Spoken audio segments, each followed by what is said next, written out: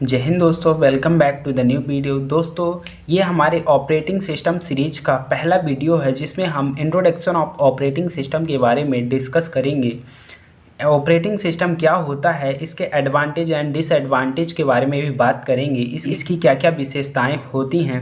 तो चलिए वीडियो को स्टार्ट करते हैं।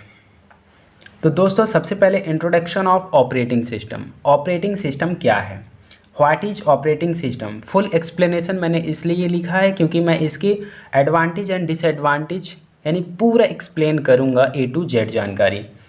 Operating system. ऑपरेटिंग सिस्टम दोस्तों, operating system is a collection of set of programs, device drivers including kernel which manage all the resource and computer system.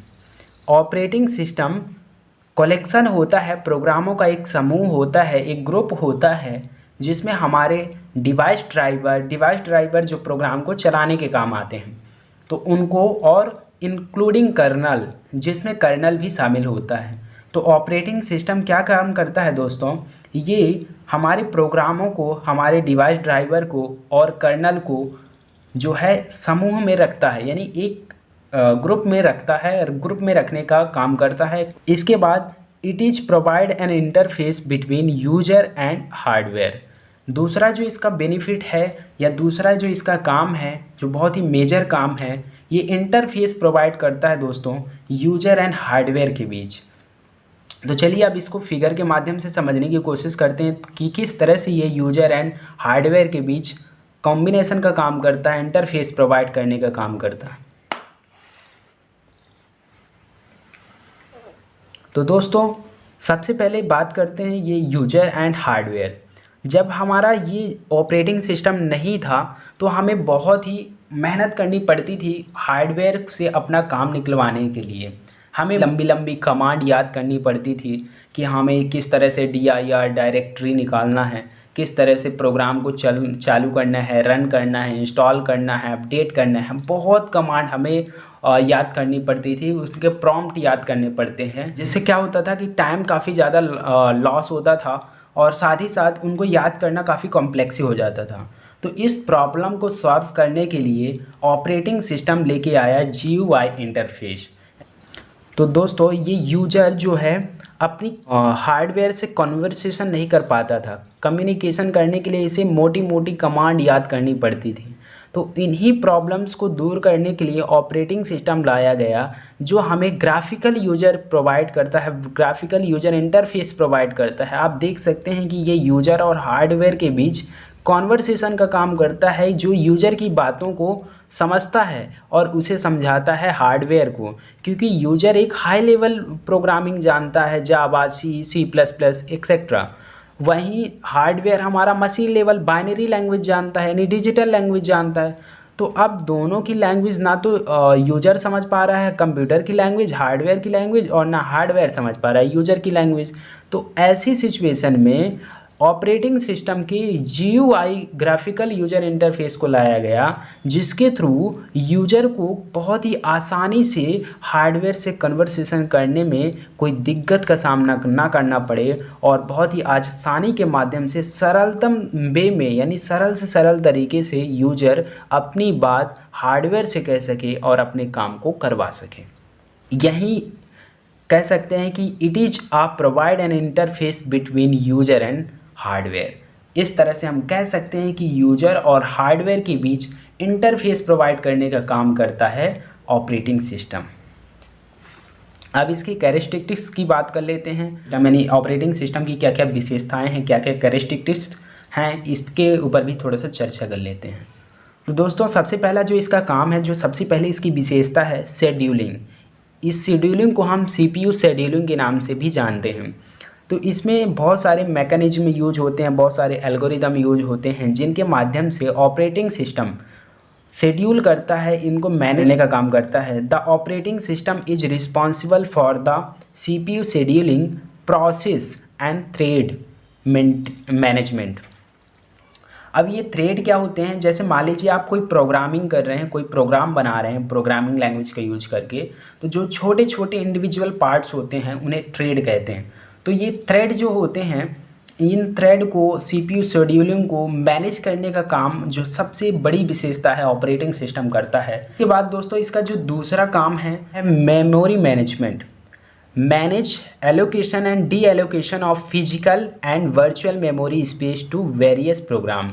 दोस्तों जो operating system होता है ये हमारे जो इम्पॉर्टेंट प्रोग्राम्स होते हैं उनके लिए वर्चुअल मेमोरी को एलोकेट करता है। अगर कोई मेमोरी खाली है, स्पेस जो है ज़्यादा एक्यूपाइड कर रही है, कोई प्रोग्राम जो है, कोई प्रोसेस एग्जीक्यूशन के लिए काफ़ी ज़्यादा स्पेस ले रही है, तो उसको एलोकेट करना, डी एलोकेट करने का काम भी हमारा ऑपरेटिंग सिस्टम ही करता है।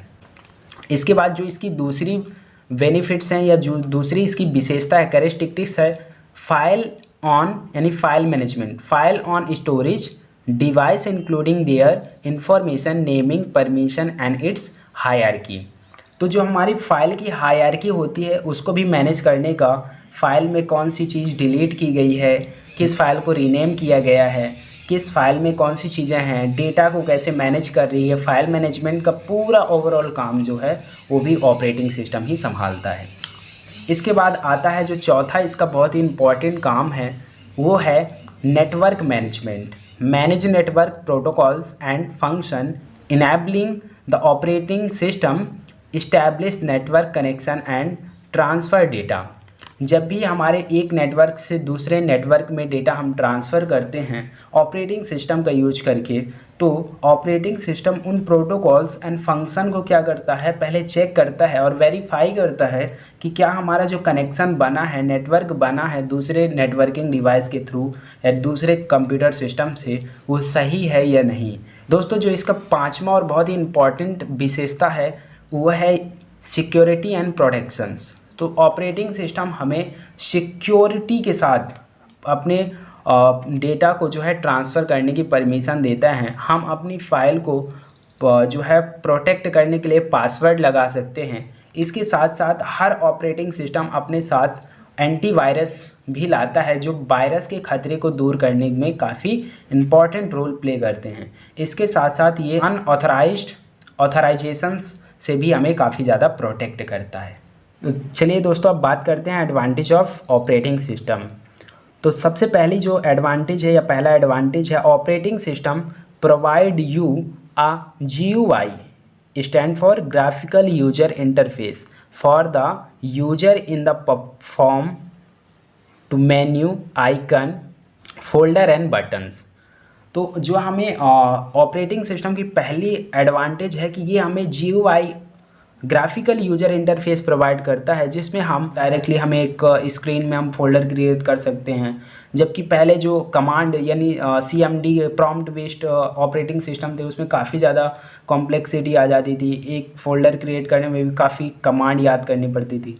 लेकिन GUI जब से आज आ गया दोस्तों, तो हम एक क्लिक में ही अपने मेन्यू में से किसी प्रोग्राम को रन करवा सकते हैं, ओपन कर सकते हैं, किसी आइकन में क्लिक कर सकते हैं, कोई फोल्डर क्रिएट कर सकते हैं, किसी बटन को प्रेस कर सकते हैं। तो इसके बाद दोस्तों जो इसका दूसरा एडवांटेज है, operating system also allow us to sharing the resource with other users. Operating system की हेल्प से हम अपने रिसोर्स को शेयर कर सकते हैं किसी दूसरे यूजर को। दोस्तों जो इसका तीसरा और बहुत ही इम्पॉर्टेंट एडवांटेज है, it helps users to understand the function of a computer. यह हमें जो है कंप्यूटर के किस तरह से इंटरनली वर्क करता है इसको समझने में काफ़ी ज़्यादा हेल्प करता है। किस तरह से ये इंटरनली काम कर रहा है कंप्यूटर सिस्टम, हमारा हार्डवेयर किस तरह से हमें रिस्पॉन्स कर रहा है, समझाने में काफ़ी अच्छा इंपॉर्टेंट रोल प्ले करता है operating system. It is very easy to use.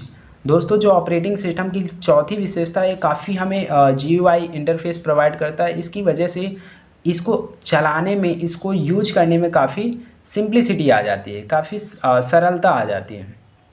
इसके बाद जो इसका पांचवा एडवांटेज है, it can be easily update. इसमें कई सारे अपडेशन ऑटोमेटिकली होने लगते हैं, तो ये अपडेट करने में भी हमें काफ़ी ज़्यादा मशक्क़त नहीं करनी पड़ती, ये इजीली अपडेट हो जाते हैं। अब देख लेते हैं दोस्तों इसके कुछ ड्रॉबैक्स के बारे में, इसके कुछ डिसएडवांटेज के बारे में कि ये इसके क्या क्या डिसएडवांटेज हैं। तो if the operating system is failed then it will affect entire system and computer system will be not work. यानी कि अगर हमारा ऑपरेटिंग सिस्टम जो एक मीडिएटर है, तो अगर ये मीडिएटर ही ख़त्म हो गया है दोस्तों, तो हमारा फिर वही हो जाएगा कि यूजर जो है ना तो हार्डवेयर से कन्वर्सेशन कर सकता है, और हार्डवेयर तो कन्वर्सेशन कर ही नहीं सकता क्योंकि उसमें वो तो नॉन लिविंग थिंग्स है। वो अगर ऑपरेटिंग सिस्टम कभी फेल हो जाता है तो जो उस पर डेडिकेटेड सिस्टम है वो भी वर्क नहीं करेगा, वो भी क्रैश हो जाएगा। तो दूसरा इसका डिसएडवांटेज जो है, only some task perform at a time. तो जो हमारा ऑपरेटिंग सिस्टम है वो सिर्फ ही टाइम में सिर्फ कुछ ही टास्क को परफॉर्म करवा पाता है। मल्टीपल यानी मल्टीटास्किंग अगर हम देखते हैं तो मल्टीटास्किंग हर ऑपरेटिंग सिस्टम नहीं होता, यानी हर ऑपरेटिंग सिस्टम मल्टीटास्किंग की सुविधा या फीचर प्रोवाइड नहीं करता। तो यही इसके कुछ ड्रॉबैक्स थे। आई होप आपको ऑपरेटिंग सिस्टम यानी introduction of operating system, advantage and disadvantage, characteristics के बारे में इसकी काफ़ी अच्छी जानकारी मिली होगी। अगर वीडियो इन्फॉर्मेटिव एंड रेलेवेंट लगा हो तो प्लीज़ वीडियो को लाइक एंड शेयर